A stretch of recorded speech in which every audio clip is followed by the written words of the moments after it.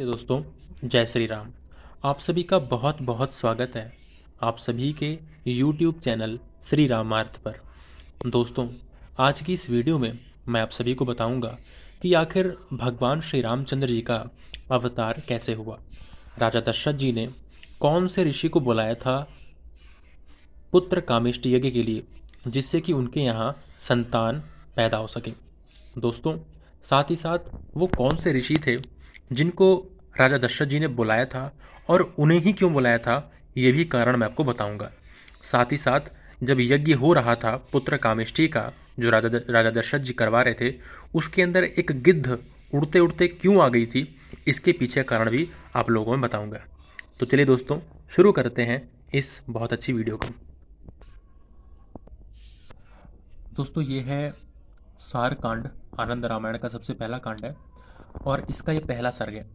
दोस्तों, महर्षि वाल्मीकि कृत श्री राम वंदना, एक श्लोकी आनंद रामायण, श्री शिव पार्वती संवाद के रूप में आनंद रामायण की कथा का उपक्रम, सूर्यवंश की वंशावली। दोस्तों, इसके ऊपर मैं ऑलरेडी एक वीडियो बना चुका हूँ। रावण का दशरथ और कौशल्या के वध का असफल प्रयत्न, इसके ऊपर भी वीडियो बना चुका हूँ। दशरथ, कौशल्या, सुमित्रा तथा कैकेयी से विवाह कैकेयी के 2 वरदानों की प्राप्ति। दोस्तों, इस पर भी मैं वीडियो बना चुका हूँ, आप जाके देख सकते हैं मेरे YouTube चैनल पर। दोस्तों, आज हम बात करेंगे ऋषि श्रृंग द्वारा राजा दशरथ का पुत्रेष्टि यज्ञ संपन्न कराना। राजा दशरथ के एक मित्र थे जिनका नाम था रोमपाद। उन रोमपाद ने अपनी शांता नाम की कन्या महर्षि ऋषि श्रृंग को प्रदान कर दी थी। एक बार की बात है, जब अंग देश के राजा रोमपाद के राज्य में बहुत दिनों तक वर्षा नहीं हुई, राज्य में अकाल पड़ गया, तब मंत्रियों के कथा अनुसार राजा रोमपाद ने महर्षि विभांडक के आश्रम में नगर वधुओं को भेजकर उनके द्वारा महर्षि विभांडक के पुत्र मुनि ऋष्य श्रृंग को अपने राज्य में बुलवाया। नगर वधुओं ने वन में जाकर अपनी चेष्टाओं और हाव भाव के द्वारा ऋषि पुत्र को मोहित कर लिया और वे उन्हें राजा के राज्य में ले आई।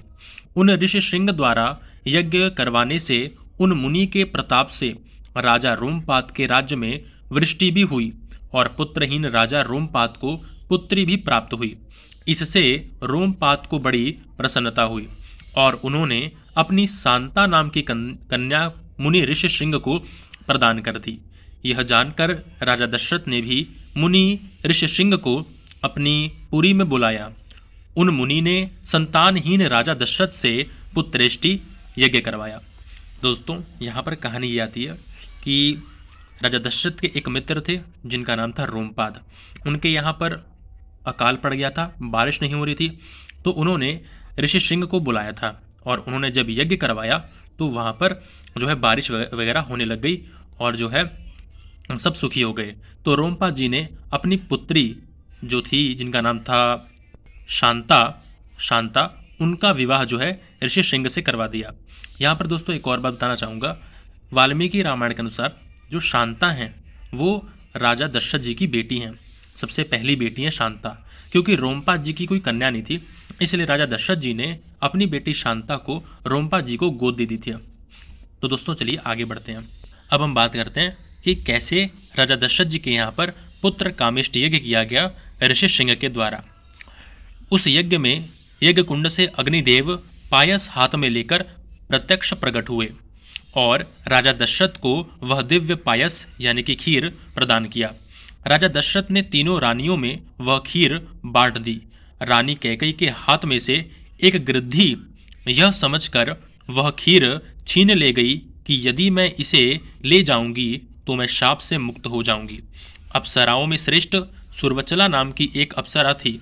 अप्सरा को ब्रह्मा जी ने नृत्य भंग करने के कारण गिरधी होने का शाप दे डाला। तदंतर उसके द्वारा स्तुति प्रार्थना करने पर संतुष्ट होकर ब्रह्मा जी ने उस पर प्रसन्न होकर कहा कि जब कैकेयी के हाथ से पायस यानी कि खीर लेकर तुम अंजनी गिरी पर डालोगी, तब तुम्हारी पुनः उत्तम गति हो जाएगी।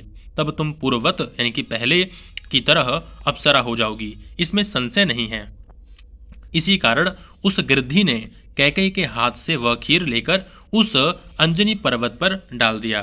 तदंतर वह अपने पूर्व के यानी कि पहले के अप्सरा के रूप को प्राप्त कर देवलोक को चली गई। जब कैकेयी के हिस्से की खीर गिरधी ने छीन ली तो कौशल्या तथा सुमित्रा ने अपने अपने भाग में से थोड़ा थोड़ा पायस कैकेयी को दे दिया। तो दोस्तों यहाँ पर आप समझ गए होंगे कि जो राजा दशरथ थे, जब उन्होंने पुत्र कामेष्टि के करवाया ऋषिशृंग के द्वारा, तो उसमें से अग्निदेव बाहर आए। उन्होंने खीर दी। जो कैकेयी की खीर थी उसे गिद्ध जो है उड़ा करके ले गई थी और उसने जो है अंजनी गिरी पर्वत पर डाल दिया था। दोस्तों बताऊंगा कि यहाँ पर जो अंजनी गिरी जो पर्वत है, ये राजा केसरी और माता अंजना का घर है। अब आप लोग समझ गए होंगे कि वो खीर माता अंजना ने खाया होगा और उससे हनुमान जी का जन्म हुआ होगा। दोस्तों ये पूरी कहानी थी।